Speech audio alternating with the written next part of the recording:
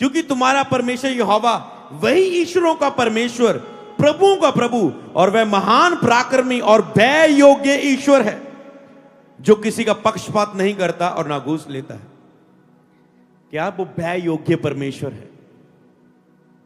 कहीं अपने मन से बोले तो भय योग्य परमेश्वर है। आज से तेरा भय मेरे जीवन में हो, आज से तेरा डर मेरे जीवन में हो, यीशु के नाम में। हालेलुया। 18 में लिखा है, वह अनाथों और विधवाओं का न्याय चुकाता है, परदेशियों से ऐसा प्रेम करता है कि उन्हें भोजन और वस्त्र दे। इसका मतलब बताता है वो किसी का पक्षपात नहीं करता। अगर कोई मेरे इन विधियों को अपनाएगा तो उसका, अगर मैंने वचन दे दिया है कि जिससे तेरा भला हो, तो कहता मैं करूंगा, मैं न्याय करता हूं सच्चा, मैं पक्षपात नहीं करता। 21 में लिखा है, वही तुम्हारी स्तुति के।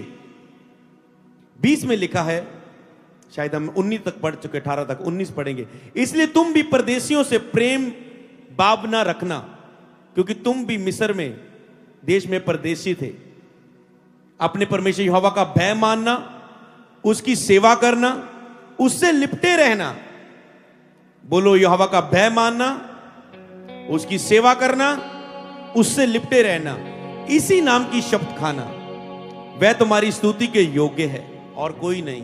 कहता मैं ही तेरी स्तुति के योग्य हूं। तू स्तुति कर रहा है तो उसके केवल मैं ही योग्य हूं और कोई नहीं। मुझको छोड़कर कोई तेरे लिए परमेश्वर नहीं। और वही तेरा परमेश्वर है जिसने तेरे साथ वह बड़े महत्व के और भयानक काम किए हैं जिन्हें तूने अपनी आंखों से देखा है। कहता मैं ही वो परमेश्वर जिसने तेरी लाइफ में भयानक काम किए जिसे तूने अपनी आंखों से देखा। 22 में लिखा, तेरे पुरखा जब मिस्र में थे, मिस्र में गए, तब 70 ही पुरुष थे, परंतु अब तेरे परमेश्वर यहोवा ने तेरी गिनती आकाश के तारों के समान बहुत कर दी। कहता जब तूने मुझे जाना तुम कितने थे, आज मैंने तुझे कितना आशीषित कर दिया है। अब व्यवस्था विवरण 11 की 1 में और 13-14 में क्या लिखा है? 1 में लिखा है, इसलिए तू परमेश्वर यहोवा से अत्यंत प्रेम रखना।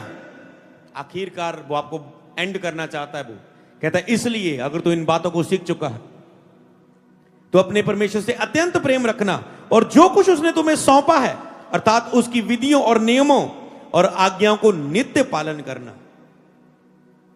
कहता जो कुछ तुझे सौंपा है, आज आपको क्या सौंपा है?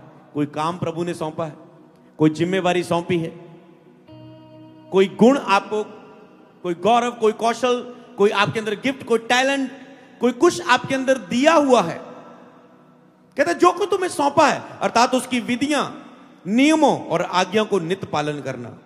आपको विधियां सौंपी गई है परमेश्वर की विधियां, कि अगर तुम इस विधि को मानो, विधि पर चल के तुम आशीषित होंगे। नियमों, प्रभु ने आपको नियम दिए, रूल दिए, तुम इस रूल पर चलना, इन रूलों के बीच में रहना, आज्ञाओं को ना तोड़ना, और आज्ञाएं को नित्य पालन करना, निरंतर इसको पालन करना। और यदि तू मेरी आज्ञा को जो आज तुम्हें मैं सुनाता हूं ध्यान से सुने, क्या आपका ध्यान से सुन रहे हो इस समय? कहते यदि जो आज्ञा मैं आज तुझे सुनाता हूं ध्यान से सुने, और अपने संपूर्ण मन और अपने सारे प्राण और अपने परमेश्वर यहोवा से प्रेम रखो और उसकी सेवा करते रहो। हालेलुया। पहले उसने करने की बात की, अब उसने कहा मन से प्रेम और सेवा अगर तुम करते रहो। कईयों का प्रेम आज ही होगा, आज प्रचार सुना, बाद में एक गीत गाएंगे, ओ यीशु तू मेरा प्रेमी है, मैं तुझसे बहुत प्रेम करता हूं। दूसरे दिन, तीसरे दिन, एक हफ्ते बाद फिर से वही पाप, फिर से वही जीवन, फिर से वही लाइफ। कहता अगर तुम मुझसे प्रेम करते रहो और मेरी सेवा करते रहो तो मैं तुम्हारे देश में बरसात के आदि और अन्य दोनों समयों की वर्षा और अपने समय पर बरसाऊंगा, जिससे तू अन्न, नया दाखमधु और टटका तेल संचय कर सकेगा। मतलब वो कहता समय समय पर तुझे मैं वर्षा दूंगा, जिससे तू फाइनेंशियल ब्लेस हो, तू पारिवारिक ब्लेस हो, तुझे किसी भी तरह की कष्ट ना हो, शारीरिक रूप में, आत्मिक रूप में, आर्थिक रूप में। समय समय पर तुझे मैं सब कुछ दूंगा। क्या आप चाहते हैं समय समय पर आपकी लाइफ में सब कुछ परमेश्वर पूरा करे? कि जब आप बड़े हुए तो आपकी स्कूल की चॉइस हो, आप अच्छे स्कूल में एडमिशन लें, जब आपका स्कूल खत्म हो अच्छे कॉलेज में जाएं, जब कॉलेज खत्म हो अच्छी यूनिवर्सिटी में जाएं, अगली पढ़ाई में जाएं, जब वो खत्म हो अच्छी जॉब, अच्छी कंट्री, अच्छे अपने लक्ष्य, अपनी डिजायर, अपनी बुलाहट, अपनी सेवा में जाएं। उसके बाद आपको अच्छी वाइफ मिले, उसके बाद आपको बच्चे की आशीष मिले, उसके बाद आपकी संतान पर भी सभी आशीर्वाद हो कि आप चाहते समय समय पर प्रभु आपको सब आशीर्वाद दे। तो आज का वचन ग्रहण करो। बोलो, आज का वचन मैं ग्रहण करता हूं। मैं उसका भय आज से मानूंगा। मैं उसको देख करके, मुझे वो देख रहा है, सुन रहा है, आज से मैं उसे उपस्थित जानकर चलूंगा। मैं सीरियस होकर चलूंगा। बोलो, आज से उसके नियमों को मैं मानूंगा, चेतावनियों को मानूंगा, विधियों को मानूंगा, आज्ञाओं को मानूंगा। ये प्रोफेटिक मैसेज उसकी ओर से मुझे मिला है। बोलो, मैं इसे ग्रहण करता हूं। आज से मैं उसको प्रेम करूंगा, उसकी सेवा नित्य करता रहूंगा और ये विश्वास करूंगा कि स्वर्ग और पृथ्वी में जो कुछ है वो मेरे परमेश्वर यहोवा का है। और अगर मैं इन विधियों पर चलता रहूंगा तो ये सारी वसीयत मेरे नाम पर होने जा रही है। बोले, थैंक यू जीसस, जो आपने मेरे लिए इतना धन, मेरा परमेश्वर बोले धनी है। मेरे परमेश्वर के पास बहुत कुछ है। यीशु ने यह भी कहा, स्वर्ग में मेरे पास रहने के बहुत से स्थान है, अगर ना होते तो मैं तुझे पहले ही कह देता, पर अगर है तो पृथ्वी पर नहीं, स्वर्ग में धन इकट्ठा करो, यहां तेरा धन और तेरा मन भी होगा।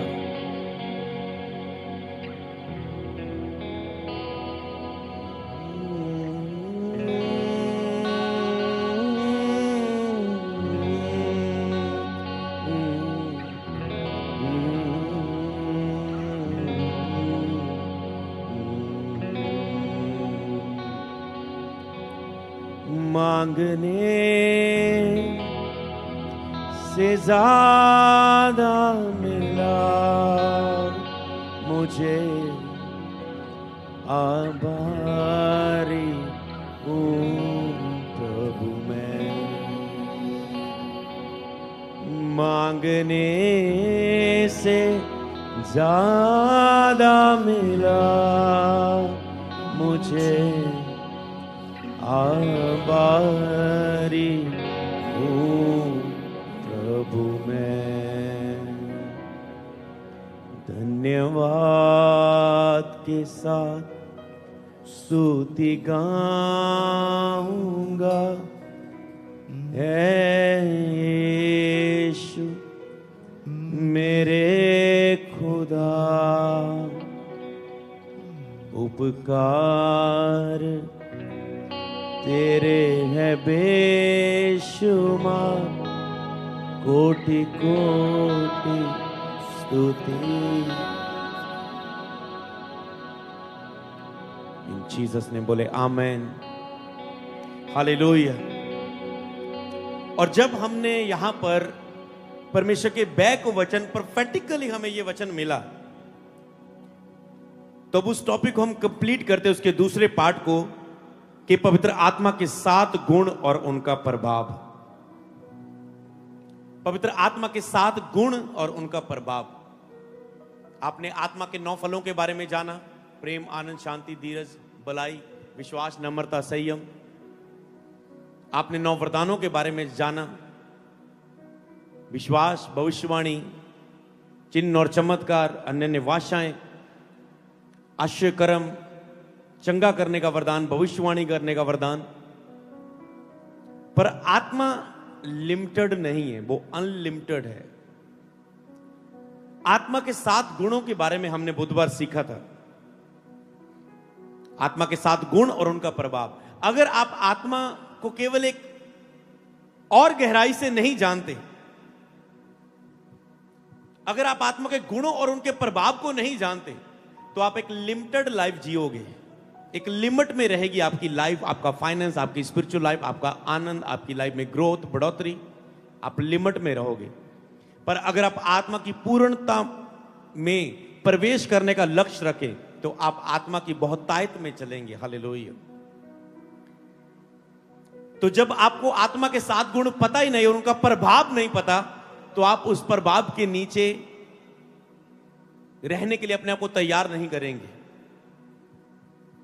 तो हमें एक मैं लाइन आपको मैंने दी थी कि पवित्र आत्मा को गहराई से जानना और आत्मा की परिपूर्णता तक पहुंचकर अपने जीवन में असली बदलाव को देखना, पवित्र आत्मा को गहराई से जानना, आत्मा की परिपूर्णता तक पहुंचकर अपने जीवन में असली बदलाव को देखना, आत्मा की परिपूर्णता तक पहुंचना। तो आत्मा के 7 गुण में से 5 गुण हम बुधवार बात कर चुके थे। आज 2 जो बाकी गुण रह चुके उनके बारे में हम बात करेंगे, फिर आमीन बोलेंगे। हमने वो 7 आत्मा जो पढ़ी थी, ये शायद 11 की 2 में पढ़ा था कि यहोवा का आत्मा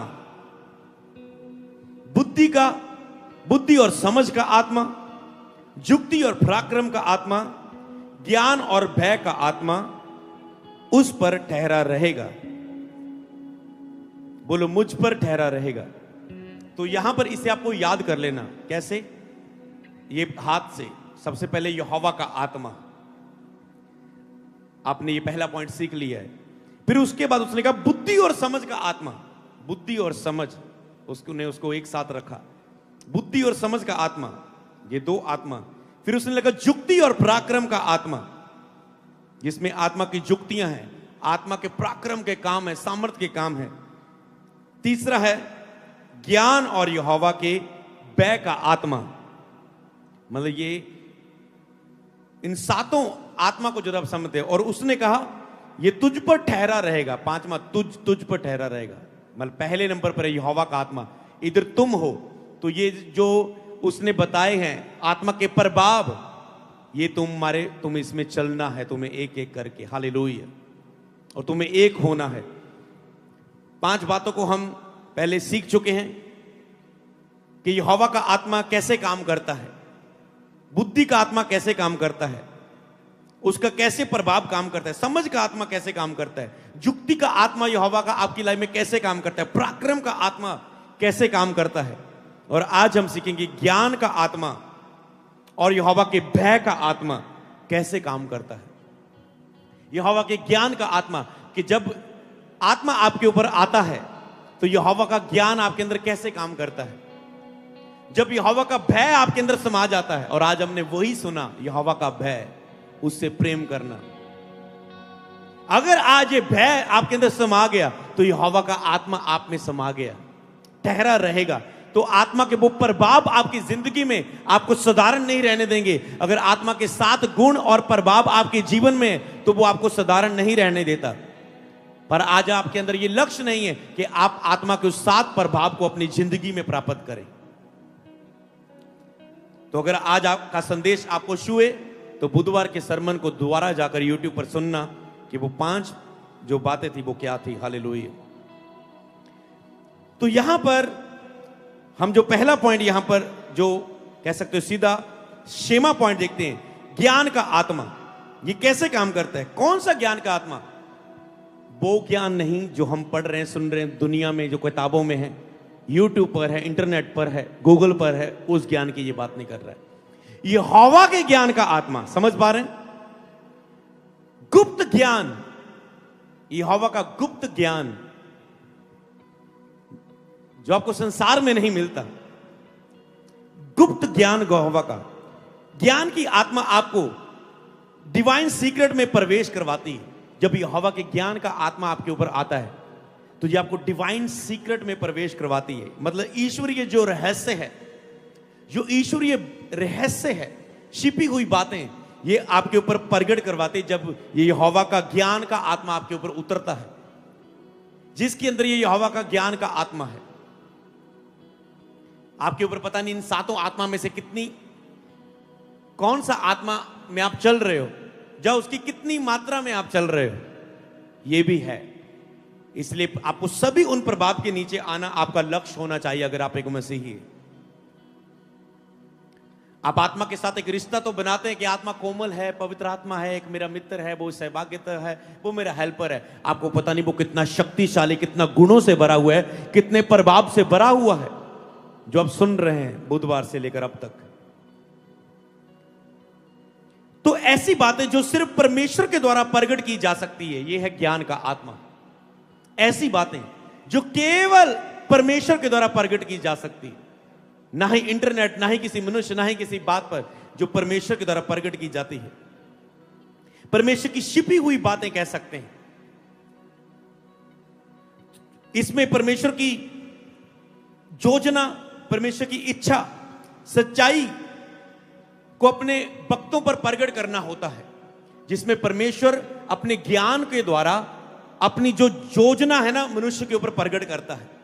जैसे मेरी लाइफ में 2013 में परमेश्वर की योजना प्रकट हुई, 2010 में मसीह में आया, 2013 में परमेश्वर की योजना, परमेश्वर की इच्छा, परमेश्वर की सच्चाई को 2010 में मेरी लाइफ में प्रकट हुई कि मैंने यीशु को अपना जीवन दिया। मैं सच्चे परमेश्वर को नहीं जानता था, पर जैसे चर्च जाना शुरू किया, बाइबल पढ़ना शुरू किया, परमेश्वर की सच्चाई, रहस्य, भेद मेरे ऊपर प्रकट हुए और मैंने विश्वास किया कि यीशु ही मेरा प्रभु है, क्योंकि वो सच्चाई मेरे ऊपर प्रकट हो गई, सच्चाई का आत्मा। और परमेश्वर की इच्छा और योजना इसमें शामिल होती है। तो 2013 पर परमेश्वर की इच्छा और योजना मेरी लाइफ में प्रकट हुई, जब मैं इसी पुलपट के पीछे एक मकान है, उसकी छत पर चल के प्रार्थना कर रहा था। तो परमेश्वर के आत्मा के साथ मेरी आत्मा जुड़ी और परमेश्वर ने बताया कि तू मेरा सेवक होगा, 10,000 से अधिक लोग 2020 तक तेरे सामने होंगे, तो उनकी अगुवाई करेगा, बहुत से लोगों को तू अगुवाई करेगा। और उसने कहा ये अपोस्टल अंकुर उल्ला जी तेरी अगुवाई करेंगे इस दर्शन में, वो तेरे मेंटर होंगे। सब चीजें परमेश्वर ने बता दी और मैं जानना चाहता था ये कब कैसे हुआ, क्योंकि उस दिनों से पहले मैं लगातार किताब पढ़ रहा था, बाइबल पढ़ रहा था, प्रार्थना कर रहा था, प्रभु तेरी इच्छा क्या है, तेरी योजना क्या है मेरे जीवन में।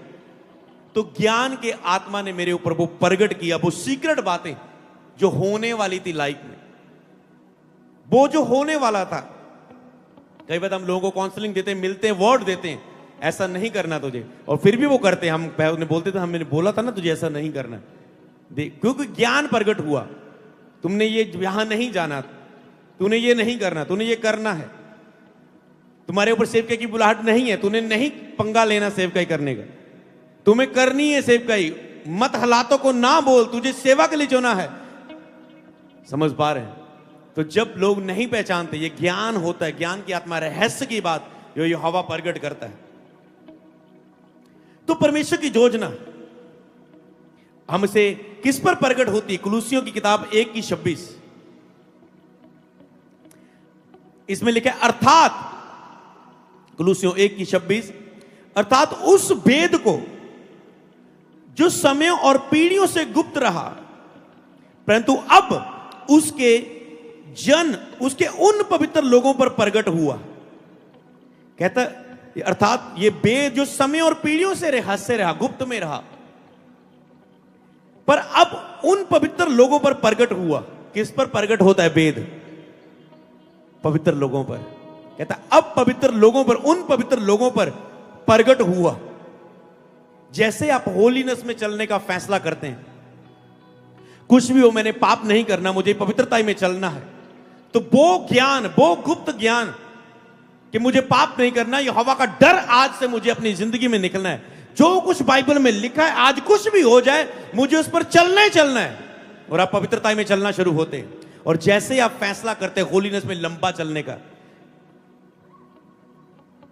तो जब वो दर्शन आ गया मेरी लाइफ में, आपको पता है 2013 में ये दर्शन आया, उसके बाद परमेश्वर ने मुझसे मूल्य मांगा, अमृत, तुम्हें पवित्रता में चलना है, तुम्हें पाप का जीवन नहीं जीना, जैसे बाकी जवानी को अपना एंजॉय करते तुम्हें वैसा नहीं जीना, तुम्हें अपने जीवन को समर्पित करना है। तो 2013 से उसने बुलाहट तो बता दी, क्योंकि मैंने भूख दिखाई, कमियां अभी भी थी, कमजोरियां अभी भी थी, पर उसने कहा तुम्हें खड़े होना है, तुम्हें मूल्य चुकाना होगा। ऐसा नहीं, क्योंकि उसकी खोज की पवित्रता का कुछ लेवल था, मतलब कुछ महीने की पवित्रता के उसने वो दर्शन प्रकट किया भूख ने, और कुछ महीने की उसने कहा ये सालों तक तुझे लेके जानी होगी। तो 2013 के बाद मैंने पवित्रता में खड़ा होना शुरू किया।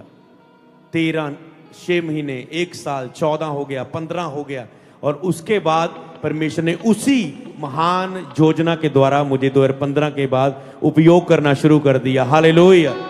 और 2016 में मंगलवार सभा शुरू हुई, और 2017 में 5 मई 2017 में संडे चर्च की शुरुआत हुई, और अब 5 मई को 9 साल कंप्लीट हो जाएंगे सेवकाई के। हालेलुया। तो ऐसे परमेश्वर अपनी योजना को प्रकट करता है। उसने मुझसे मूल्य भी मांगा कि पवित्रताई में। आज लोग कहते हैं मैं यूज होना चाहता हूं, पर कोई मूल्य सालों का नहीं चुकाना चाहता। योजना कहता है पवित्र लोगों पर उसने प्रकट किया है वो ज्ञान। सोचो मेरे पास संसारिक ज्ञान नहीं है, पढ़ाई मेरी रुक गई, लाइफ मेरी रुक गई, कुछ सीखने के टाइम पर मुझे जिम्मेवारियों ने घेर लिया, पारिवारिक जिम्मेवारियों ने। संसारिक ज्ञान, पढ़ाई, डिग्रियां, वो चीजें मेरे पास नहीं थी, पर क्या आया मेरे जीवन में? यहोवा का ज्ञान, रहस्य, गुप्त ज्ञान, जिसने आज मुझे यहां तक खड़ा कर दिया। क्या तुम इस ज्ञान को पाना चाहोगे? तो आज से पवित्रता का मूल्य चुकाओ, यहोवा का भय मानो, तुम्हें भी वो देगा। तुम्हें वो वसीयत वो तेरे नाम पर लिख देगा। हालेलुया। जिस चीज को, जिस लेवल को पाने में लोगों की लाइफ, जिंदगी निकल जाती है, आज मैं आपकी अपनी लाइफ के कुछ सालों में उस स्थान पर खड़ा हो गया हूं। हालेलुया। उस लेवल तक ब्लेस हो चुका हूं कि मुझे किस चीज की कमी नहीं, जिसमें सालों, पूरी जिंदगियां, जनरेशंस लग जाती हैं। ये एक ही चीज हो सकती है जब यहोवा के आत्मा के साथ आप सीरियस हो। कई बार आप देखकर डिसीजन लेते हैं, पर आत्मा आपको ऐसी बातें बताता है जो आपकी समझ से बाहर होती है। यह है ज्ञान का आत्मा। कई बार देख के आप डिसीजन लेते हैं, हालात देख के, परिस्थिति देख के, पैसा देख के, बैंक बैलेंस देख के, अपने गुणों को देखकर। पर यहोवा का ज्ञान, परमेश्वर का ज्ञान ऐसी चीज है जो आपके ऊपर गुप्त, आपके ऊपर, आपको समझ, जो आपकी बातें समझ से बाहर है, ऐसी बातें आपको प्लानिंग, योजनाएं बताती है। सोच के देखो, एक संसारिक दिमाग क्या नहीं कर सकता। अगर एक व्यक्ति अपनी लाइफ को डिसिप्लिन में ही ले आए, डिसिप्लिन ही हाईएस्ट लाइफ है।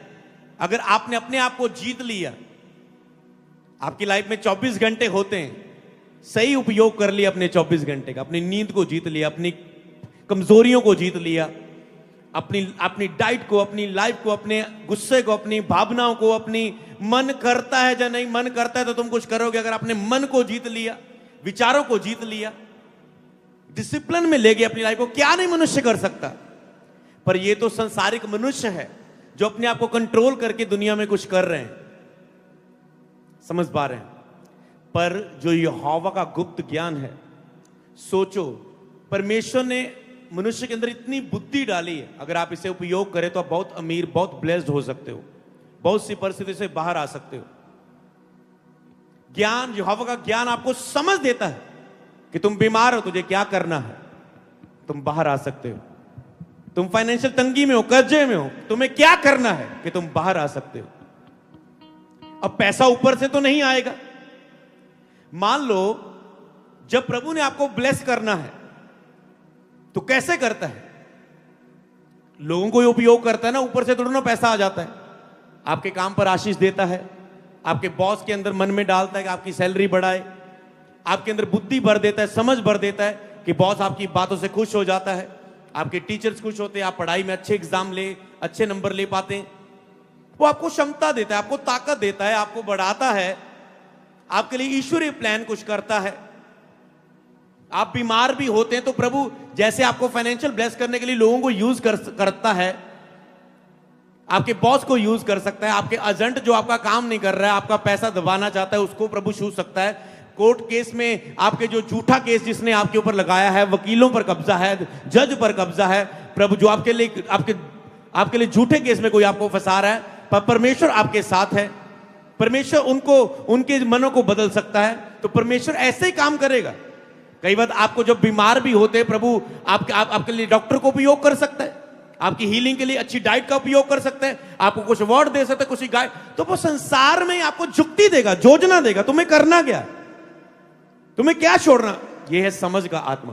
पर अगर आप पाप में, आपकी समझ बंद है, आपकी बुद्धि बंद है, यहोवा का आत्मा अगर उठ गया तो ये समझ बंद है। आज तुम बहुत कुछ कर सकते हो, अपनी गरीबी से, अपने कर्जों से बाहर आ सकते हो, अपनी लाइफ सेटल कर सकते हो, अपनी हीलिंग ले सकते हो, दुष्ट आत्मा से छुटकारा ले सकते हो। पर तुम्हारी बुद्धि पाप के कारण बंद है, तुम समझ ही नहीं पा रहे तुझे करना क्या चाहिए।